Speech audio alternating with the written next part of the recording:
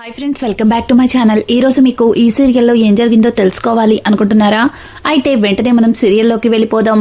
ఇక శైలుని బలవంతంగా పీటల మీద కూర్చోపెట్టి ఇక శైలుకైతే పెళ్లి చేయడానికి ఏర్పాట్లు చేస్తారు. శైలు, నన్ను వదిలిపెట్టండి, నాకు ఈ పెళ్లి ఇష్టం లేదు, నేను మనస్ఫూర్తిగా కేశవని ప్రేమిస్తున్నాను, కేశవనే పెళ్లి చేసుకోవాలని ఆశపడుతున్నాను, వదలండి వదలండి అంటూ గట్టిగట్టిగా అరుస్తూ ఉంటుంది. కానీ శైలు మాట అక్కడ ఎవ్వరూ వినిపించుకోరు. ఒక విధంగా చెప్పాలంటే శైలు తండ్రి శంకరం మాత్రం శైలు అరుపులకి శైలు బాధకి కాస్త బాధపడ్డా సరే ఏం మాట్లాడలేక మౌనంగా ఉండిపోతాడు. ఇంకా సురేష్ మాత్రం, పంతులు గారు, ఆ మంత్రాలు పక్కన పెట్టి ముందు తాళి కట్టించండి.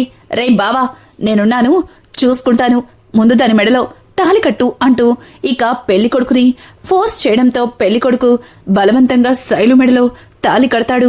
ఒక్కసారిగా శైలు ఆ తాళిని పట్టుకుని గట్టిగా కిందకి గుంజి విసిరి కొడుతుంది.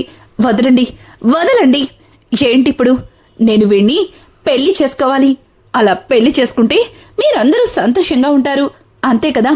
చేసుకుంటాను, మీరు చెప్పినట్టుగానే చేసుకుంటాను, కానీ నా కడుపులో బిడ్డకి తండ్రి ఎవరో చెప్పండి అని అడగడంతో ఒక్కసారిగా పెళ్లికొడుకు, ఏంటి నువ్వు కడుపుతో ఉన్నావా అంటూ ఆశ్చర్యంగా అడుగుతాడు.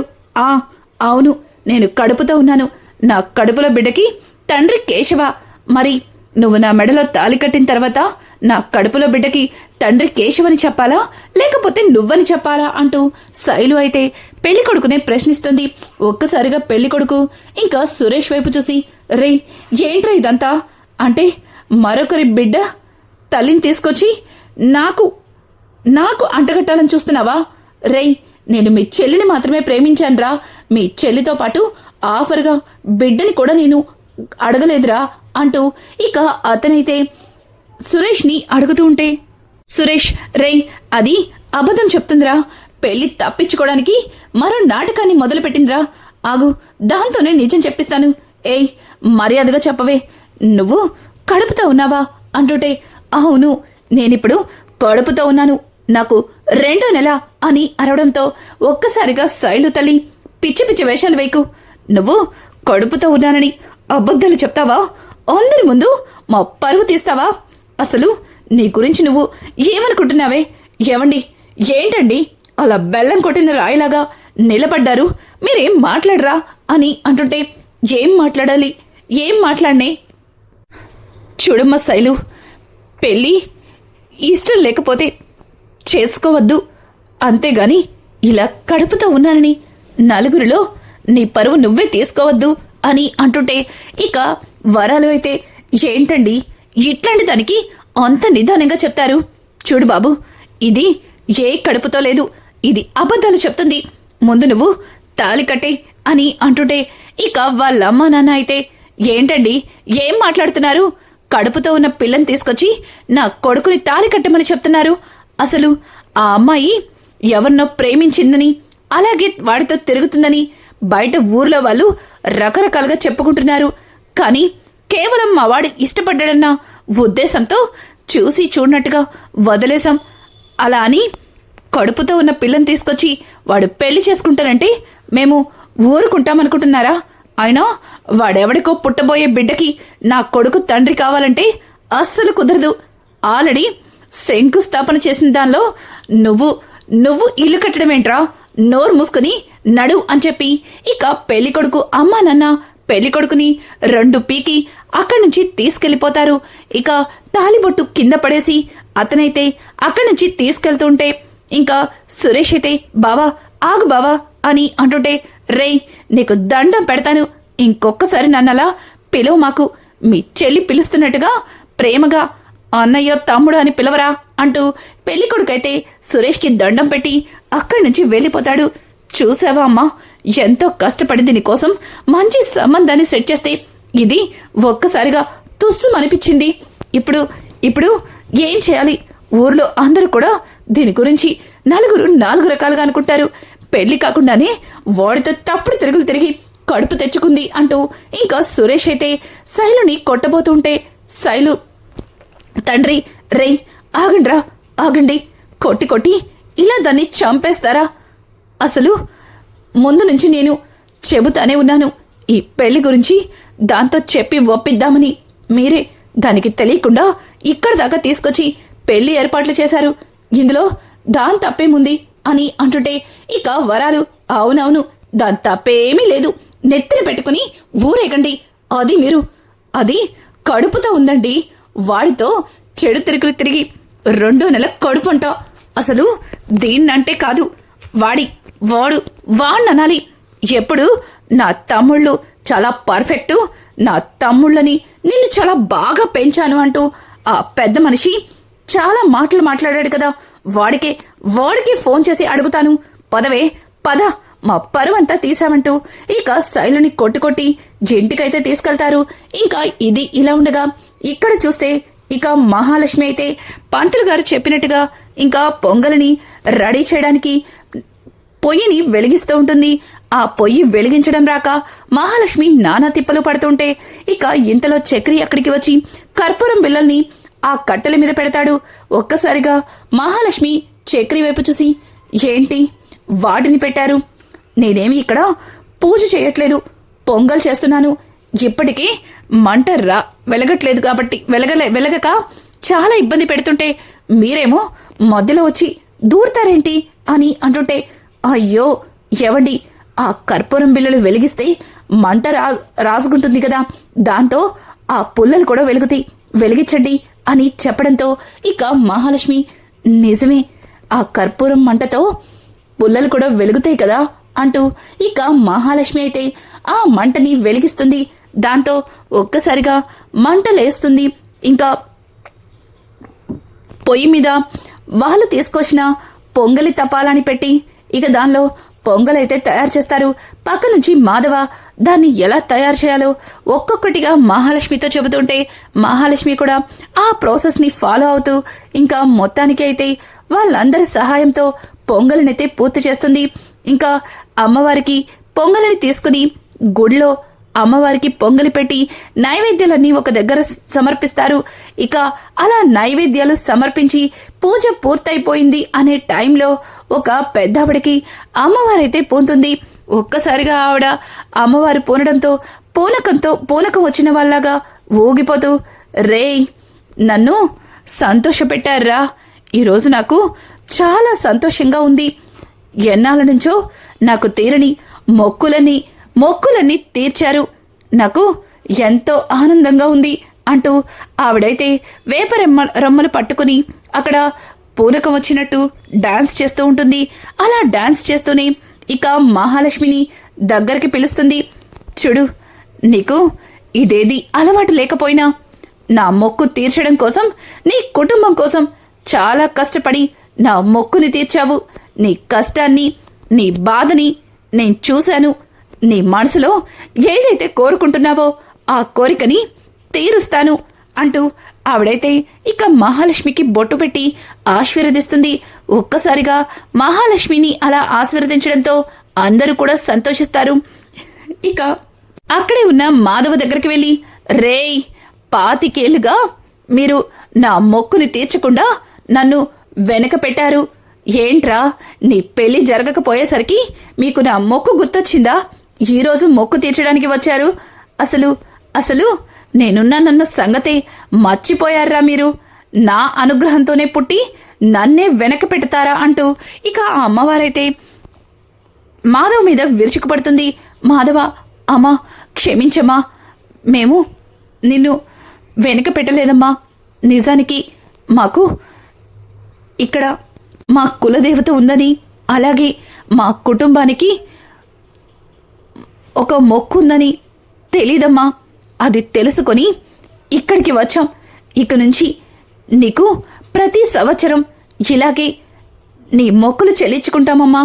తప్పు చేశామమ్మా, మమ్మల్ని క్షమించు అంటూ ఇక మాధవ అయితే అమ్మవారి పాదాల మీద పడి క్షమాపణలు అడుగుతాడు. ఇక ఆవిడైతే మాధవని పైకి లేపి, రేయ్ నువ్వు 25 ఏళ్ల తర్వాత వచ్చిన నా మొక్కుని తీర్చినందుకు నిజంగా నాకు చాలా సంతోషంగా ఉంది. నువ్వు మనసులో ఇక్కడికి ఎంతో బాధతో వచ్చావు. ఇక ఆ బాధంతా పోయింది కదా, ఇప్పుడు నువ్వు సంతోషమేనా?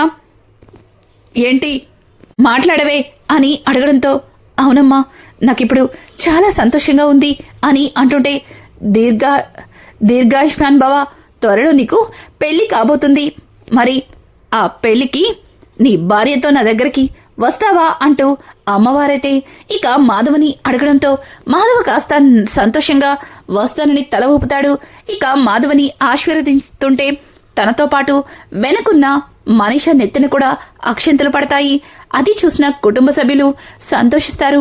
అలా కుటుంబంలో వాళ్ళ సమస్యలన్నింటినీ చెప్పి అమ్మవారైతే సంతోషంగా వెళ్ళిపోతుంది. ఇక మహాలక్ష్మి అయితే గుడిలో ఒక దగ్గర కూర్చుని ఉండగా ఇంకా గాయత్రి మహా దగ్గరికి వస్తుంది. ఇక మహాలక్ష్మి, గాయత్రి నీకు కూడా చేతులు బొబ్బలెక్కాయా అని అంటుంటే, ఇదిగో బొబ్బలెక్కాయి, కానీ నీ చేతి బొబ్బలు పోవడానికి చక్రి ఐస్ కోసం ఊరు చివరున్న బార్లోకెళ్ళి ఐస్ ముక్కలు తీసుకొస్తాడు. ఇక నీ మరుదులు నీకోసం అల్లాడిపోతున్నారు. అలాగే మీ బావగారు నీకు అన్ని విషయాల్లోనూ దగ్గరుండి జాగ్రత్తలు చెబుతున్నారు. అలా చూసుకునే వాళ్ళుంటే ఇట్లాంటివి ఎన్నున్నా పెద్ద కష్టంగా అనిపించదు అని చెప్పడంతో ఇక మహాలక్ష్మి అయితే, అయ్యో అదేం లేదు గాయత్రి, అయినా నువ్వెందుకలా మాట్లాడుతున్నావు అని అంటుంటే, నిన్ను చూస్తుంటే నాకు కాస్త కుళ్ళుగా అనిపిస్తుంది, కానీ సంతోషంగా ఉంది. నీలాంటి మంచి అమ్మాయి మా మావయ్య ఇంటికి కోడలిగా వచ్చినందుకు.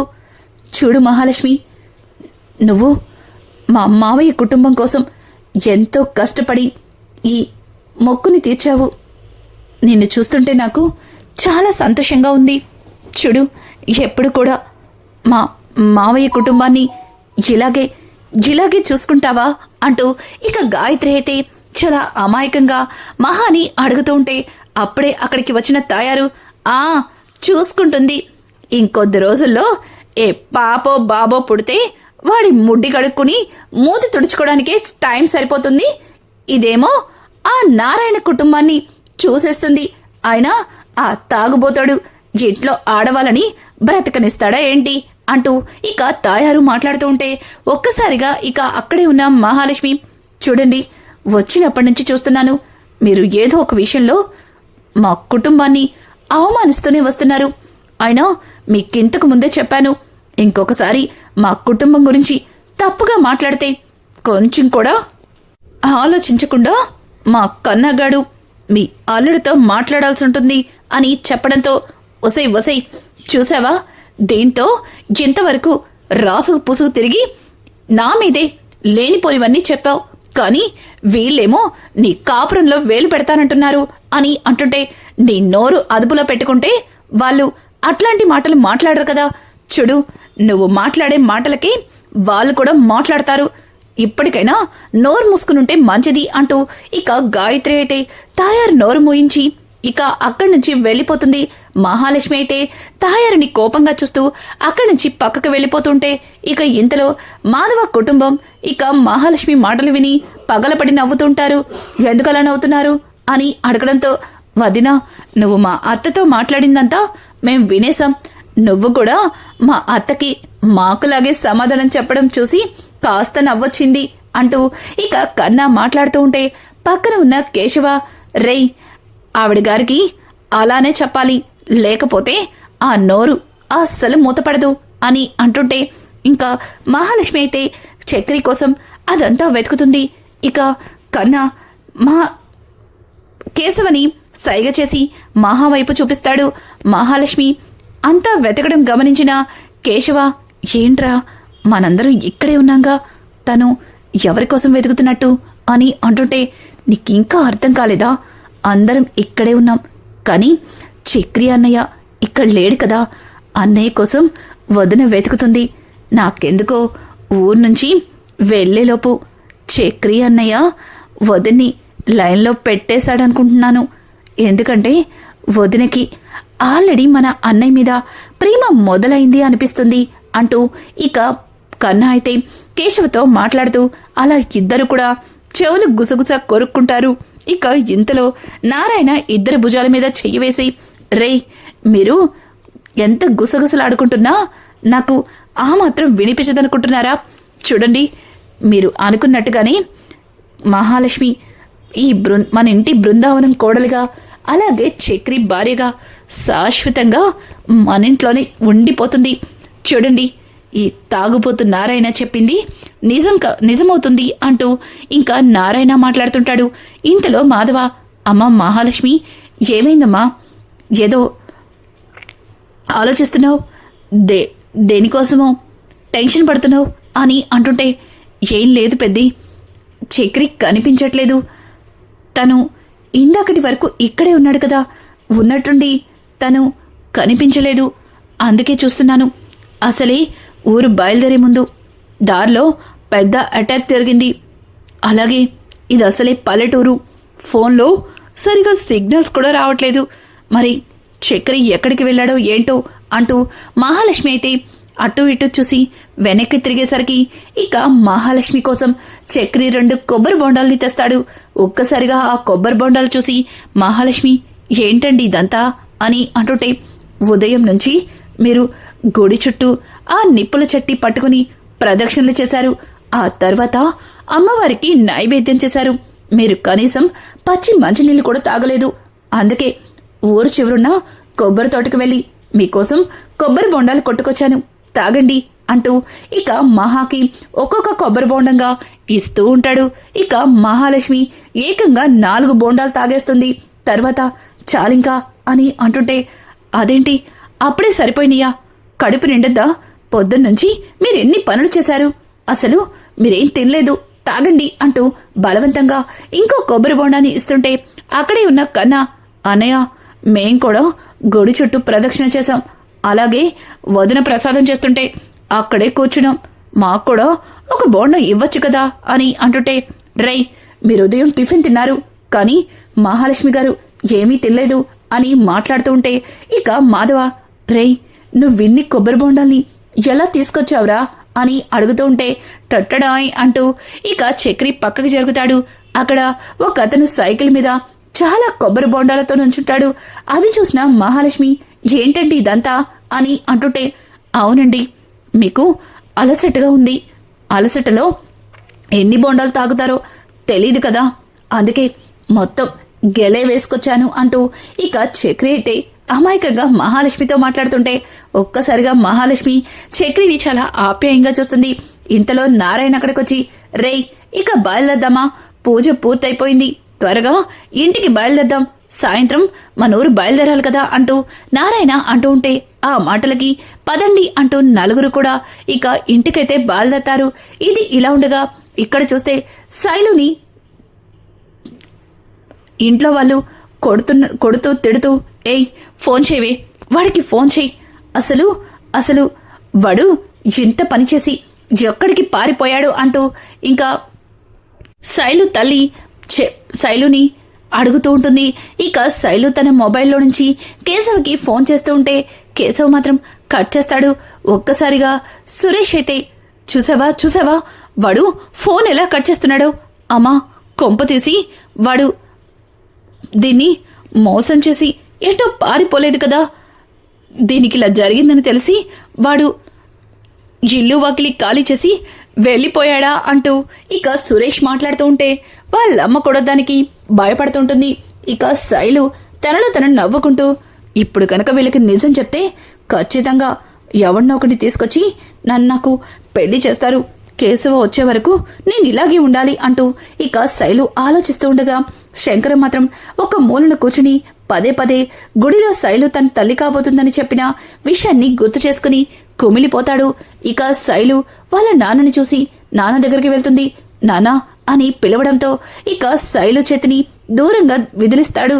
ఇంకా అలాగే శంకరం, వద్దమ్మా వద్దు, నువ్వు నన్ను అలా పిలవద్దు, ఒకప్పుడు నువ్వలా పిలుస్తుంటే ఎంత సంతోషంగా ఉండేదో, నా కూతురు ఎప్పుడెప్పుడు నాన్న అని పిలుస్తుందా అని ఎదురు చూసేవాణ్ణి, కానీ ఇప్పుడు ఆ పిలుపు నాకు చాలా భారంగా అనిపిస్తుంది, నువ్వు నన్ను అలా పిలవద్దు అంటూ ఇక శంకరం అయితే శైలుని అసహ్యించుకుంటాడు. రానున్న ఎపిసోడ్స్ అయితే మరింత ఇంట్రెస్టింగ్ గా మారిపోతున్నాయి.